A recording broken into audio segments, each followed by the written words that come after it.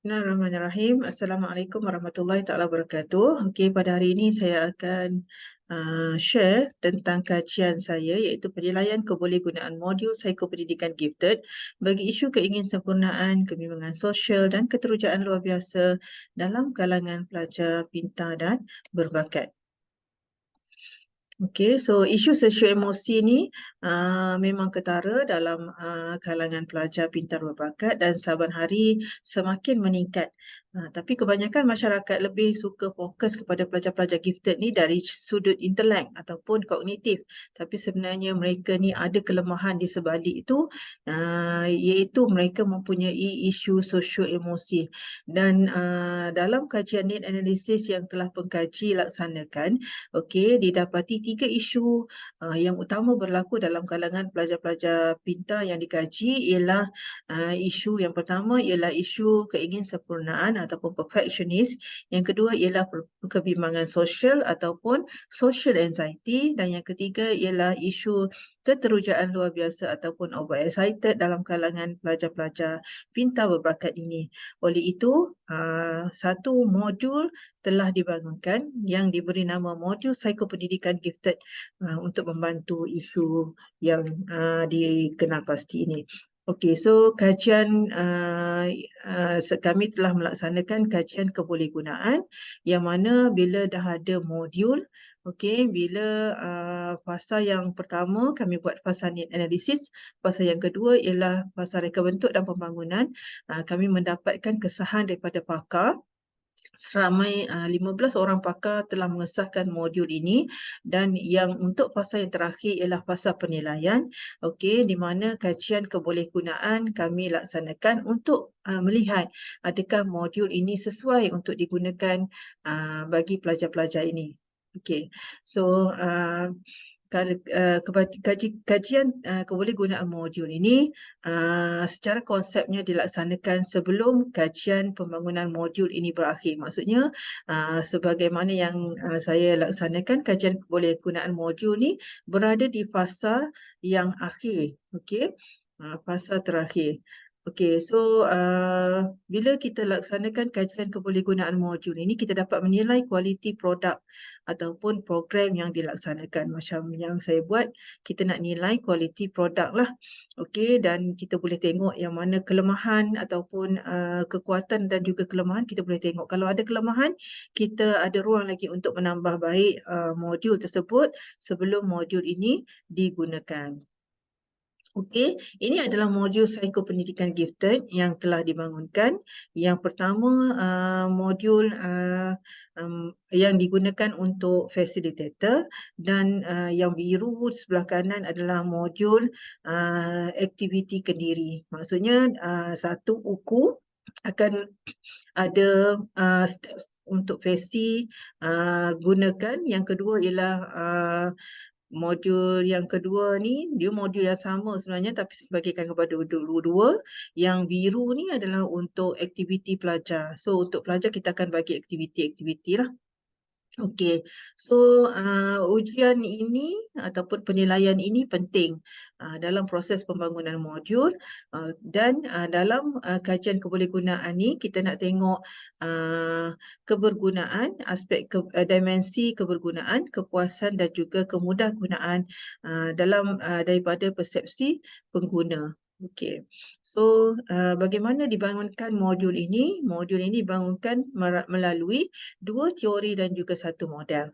Okey, dan menggunakan pendekatan DDR yang saya memilih untuk menggunakan ADI model dalam proses pembangunan modul. Ini adalah gabungan teori dan juga model dan menghasilkan unit-unit melalui sub-construct teori yang dipilih, dan saya telah pengkaji telah membangunkan aktiviti-aktiviti yang bersesuaian dalam pembangunan modul ini. Okey, so untuk objektif kajian, okey, kita nak tengok penilaian kebergunaan ataupun kebolehgunaan modul dalam 3 aspek, iaitu kebergunaan, kepuasan dan juga kemudahgunaan. Okey, metodologi kita menggunakan 30 orang sampel iaitu pengguna dalam kalangan pelajar. okey, untuk mereka menilai instrumen kebolehgunaan yang mana diadaptasi pada instrumen LAN 2001 dan kita tengok nilai Alpha Cronbach bagi menilai kebolehgunaan modul ini. Okey, ini adalah dapatan kajian bagi yang diperolehi oleh pengkaji. Okey, nilai kebergunaan, kepuasan dan juga kemudahgunaan di tiga-tiga ni berada di dalam mendapat skor min yang mana mempunyai nilai kebolehgunaan yang sederhana tinggi kalau kita tengok tadi. Okey, so okey, seterusnya kita tengok lagi apa elemen kebergunaan, usefulness. Maksudnya daripada kacamata pelajar, dia kata modul ini efektif, produktif, banyak boleh membantu pelajar, memudahkan pelajar mempelajari isu sosial emosi. Pelajar lebih clear apa isu yang mereka hadapi. Membantu pelajar menyesuaikan diri, menjimatkan masa pelajar, dapat meningkatkan kemahiran pelajar dalam dia nak strukturkan semula pemikiran mereka. Okey, so modul ini juga membantu pelajar dan guru meningkatkan kefahaman tentang isu sosio-emosi yang dikaji. Okey, bagi elemen kepuasan, okey, bagi pendapat pelajar, uh, kalau kita tengok kat sini, pelajar memang menyokong, mereka mengatakan mereka rasa puas hatilah apabila mereka melalui modul ini. Sama juga dengan guru, okey, guru dan pakar pun memang memberi persetujuan terhadap kepuasan terhadap modul ini. Yang mana mereka merasakan modul ini bila mereka guna, mereka rasa happy. Okey. Mereka rasa happy, mereka seronok, mereka suka untuk cadangkan kepada rakan-rakan yang lain yang ada isu yang sama untuk membantu diri mereka. Okey, so seterusnya, elemen yang seterusnya ialah elemen kemudahgunaan. Okey, ini menunjukkan bahawa modul ini mempunyai ciri-ciri iaitu mudah digunakan, ringkas, mesra pengguna, fleksibel, senang, boleh guna dengan cepat, okey dan sebagainya dan jelaslah. Okey, so seterusnya, okey, so implikasi ataupun kajian, limitasi daripada kajian ini dilaksanakan untuk menguji kebolehgunaan modul. Kajian ini dipilih dilaksanakan kerana responden pelajar hanya melibatkan, ini limitasi melibatkan satu kumpulan tunggal. Kita tengok pre dan post saja. Okey. Ini had limitasi dalam kajian inilah.